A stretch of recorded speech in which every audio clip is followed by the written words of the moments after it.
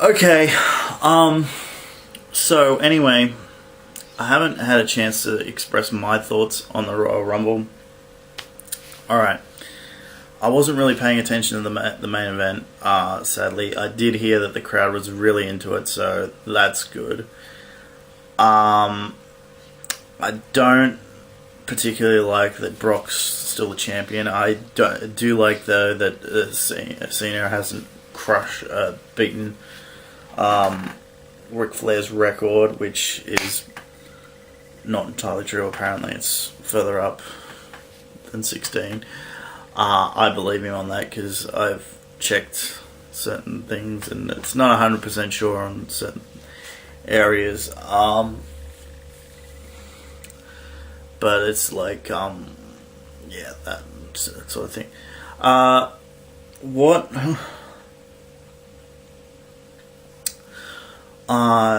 So that's as far as the main event. I thought the Rumble itself was pretty uneventful. I pretty much checked out after Daniel Bryan was eliminated because I was like, really? This guy who stripped of the title because he was injured. He was out for much longer than Reigns was. I forget what Reigns' injury was, leg or arm injury. I forget what it was. But yeah, Reigns, okay, fair enough. He's a good backup plan for this, but once you know that Bryan's going to be ready for the Rumble and that, be like, okay, Reigns gets his title shot at Fastlane. If you can't book Brock, yank the belt of Brock anyway at the Rumble and do it that way. There's so many things that they could have done to make this better. Rollins,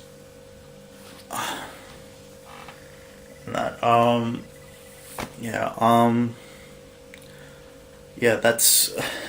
I thought Rollins should have won. He should have held the belt. It makes much more sense for Rollins to be facing Reigns than Brock to be facing Reigns. So if you had Seth going in there, Brock still wins, but then right after it, Rollins manages to knock him out with the briefcase or something from behind and just whams on him a bunch of times. And you have Heyman there going, "What the hell are you doing?" or something like that. Yeah, it would have been much better. The undercard, the Divas match, tag team. The Ascension thing, I haven't been paying attention to how they've been booked, really. This was my first time seeing them outside of NXT. I think it's still too early to judge whether they're going to be a success or a failure. But I think they're somebody's project at least, and they're going to be around for a little while. They're not huge guys. It's fair enough. I don't get that. Why does everyone have to be? Because if you have everyone like this, everyone blends in together. Yeah. So the Rumble. Okay, back to the Rumble itself. All right. So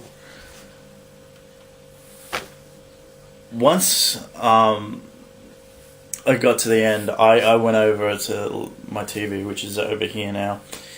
I was paying attention to it. I was fiddling around with my computer here. Over here. Yeah. So that I was doing that. I was like, okay, so Daniel Bryan's going to come in. Okay, so when he came in, I went over, paid attention, and I figured, oh, well, he's going to be around for a little while, and then all of a sudden he gets thrown out. And I was like,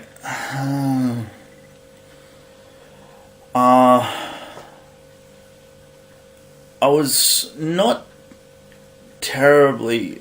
I'm not terribly fussed with Bray Wyatt. I think he's unique and everything, but he's another guy that I'm not 100% sure on.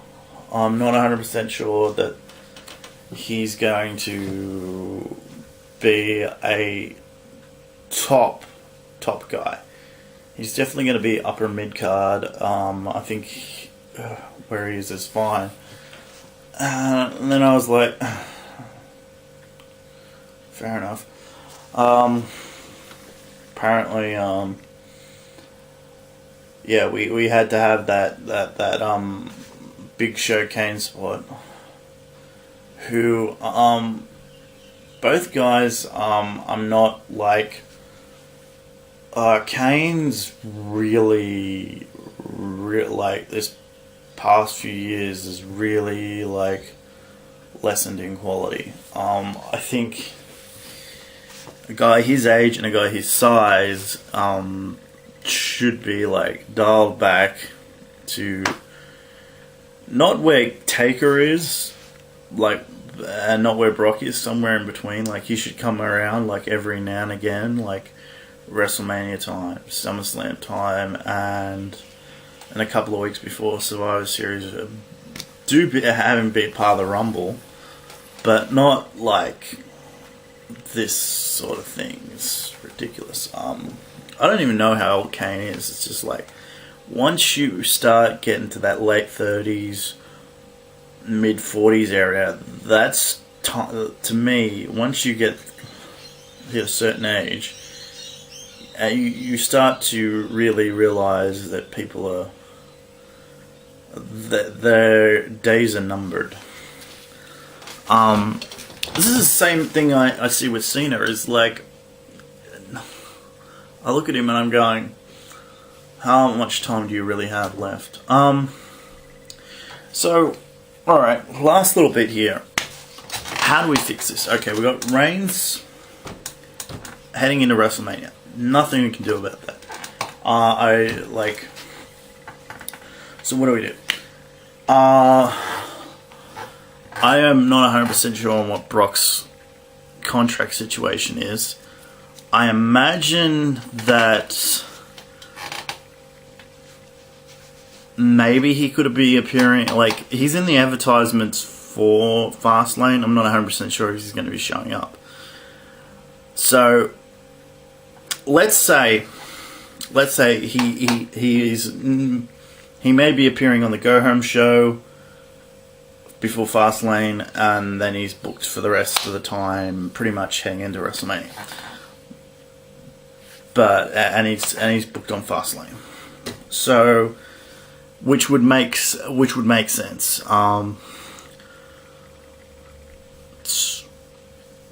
Two things you could do. Now, this is a little bit out there. Seth Rollins, I haven't been paying attention to what's been going on, but I assume it's just like Royal Rumble fallout, mainly.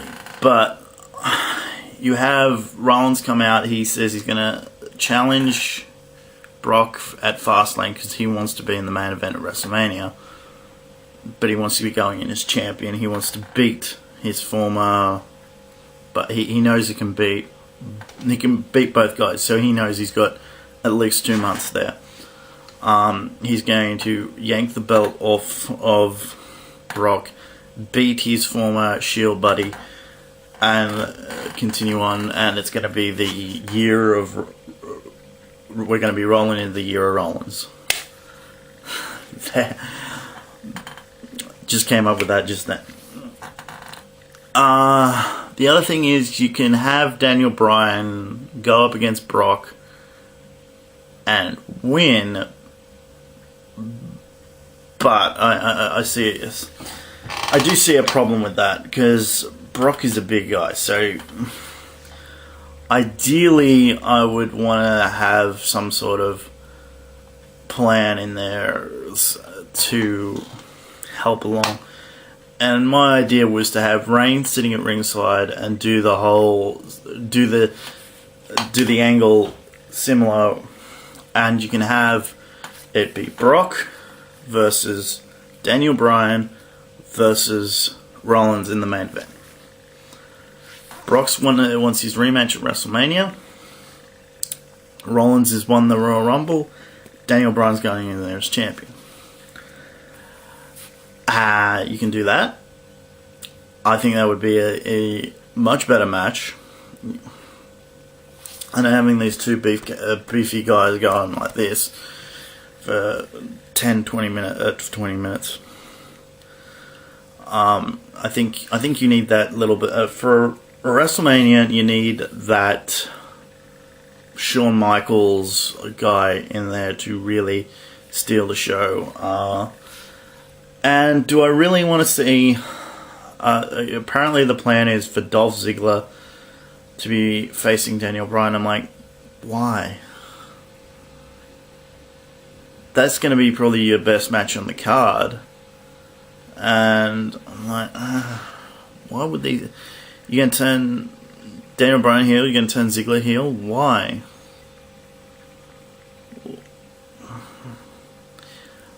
I could see it from a certain point of view. The Bellas are now heels, so Daniel Bryan's a heel. Okay. From that angle, I could see it. I would like to see them play up that angle a little bit more than what they are. Interesting thing. Same as I'd like to see them play up the Bellas and not like, hey, these two are married in real life, so let's actually acknowledge that fact here. That would be interesting, but okay. I don't know why there's not that. You play up that. I guess is the way I would do it. But okay. I don't think there's anything else to really say. Last little thing. Sorry, the videos have been a bit sparse lately. This whole relationship thing that I was in, Nurse Siddha, that was taking up a lot of my time. That's done now. I'm not happy about it. It's just one of those things. It was one of those things that it just didn't work out. However, I'm copying all the blame for it. Apparently, being a dude and not crying is apparently enough. Apparently, I don't care because I don't share that to this person. So I'm gonna leave up the videos for now, but if I get someone saying take them down, I will take them down. More likely than not, if I get another girlfriend sooner or later, I'll redo those and you can see the reactions again. Someone different. Okay, Ted 2. Ted 2, I saw the trailer. Looks like a decent sequel. It looks like a interesting thing again. I think definitely this is where Seth MacFarlane's creativity is. I didn't watch 1,000 Ways to Die in the West. It looked funny. I did try and watch it on my Quick Flicks thing, but it wasn't as good as I was hoping, but okay. Okay, what else is... TNA's on Destination America. I watched the first episode back. The roster is... I mean, James Storm looks old. Abyss looks old. The Hardy Boys look old. Everyone on that roster looks a lot of the people on that roster look old, and that's because they are old. And we're seeing, I think we're seeing the results of not pushing people when they should have been pushed. So that's interesting. Bobby Lashley doesn't look too bad. For some reason, MVP manages to look old, but Bobby Lashley doesn't. I'm just like, oh god, everyone looks old, and that makes me feel old. So I don't know what it is, but I think they got the opposite of the Fountain of Youth over there. It's interesting seeing Brodus Clay as the bodyguard guy again. Ethan Carter III, I'm finally seeing him. He looks pretty cool. He's definitely a star in the making.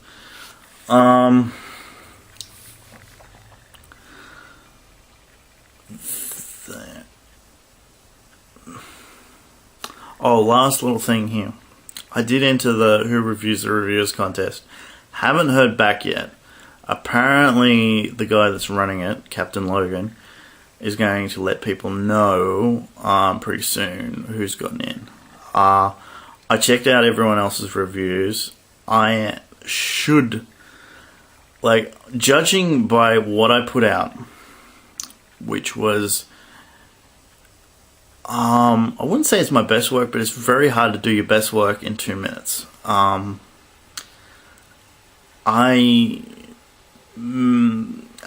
thing I chose to review is something I knew I could do in under 2 minutes. But other people's, there was stuff that was good, but they were more recommends, they weren't reviews.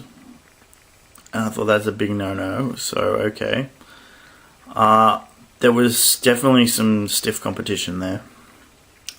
So I think this is going to be another good season. Some guys coming out of nowhere. You're like, where the hell have you been? There's just some people that I thought, well, yeah, you might be good, but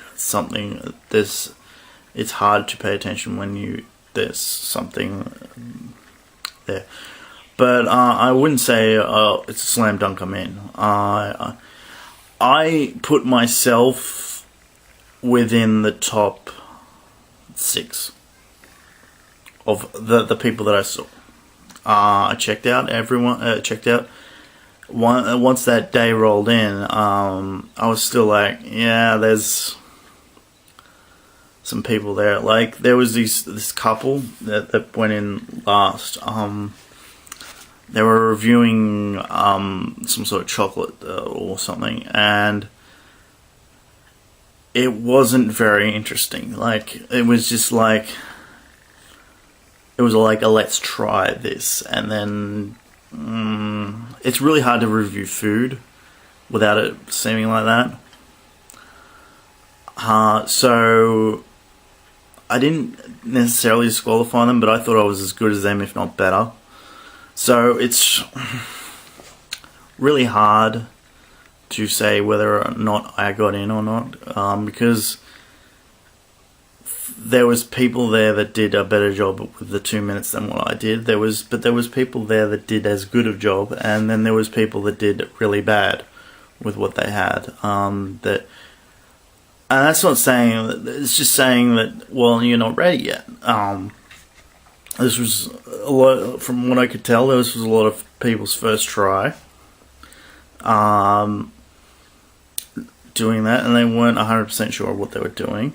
There's a guy that tried to review The Dark Knight and Dark Knight Rises, and it sounded like he was criticizing it, but then he didn't. He was like, it came out, it's really weird. It seemed like he cut out a whole section of thing with it, and it was really weird. It was like, what the heck? And I think The Dark Knight Rises is something that you can't review in 2 minutes. You can recommend it to people. You can say, well, it's got this, it's this, and this. But no, you can't review it in 2 minutes. I'm not saying it's not possible to review a movie in 2 minutes. Sometimes this movie is just like, well, here's this, and this. And this is why it's good. This is why it's bad. Here you go. That's it. That's all you need to know. Dark Knight Rises is not like that. It's not like that. No Nolan movie can be reviewed that I've seen can be reviewed in 2 minutes. But anyway, that's it. So I will let all you know if I got in. Pretty soon you'll probably see a video or something come up. I thought it was about time I did something. I updated you all on everything that's going on here. I did think about doing reaction videos to trailers or something like that, but I'm gonna save those exclusively for stuff I like to watch, like Doctor Who and stuff. And I know some people have a little video in the corner or something. I kind of know how to do that, but it's like syncing it up would be really annoying. But yeah, anyway, that's it. I will talk to you all later.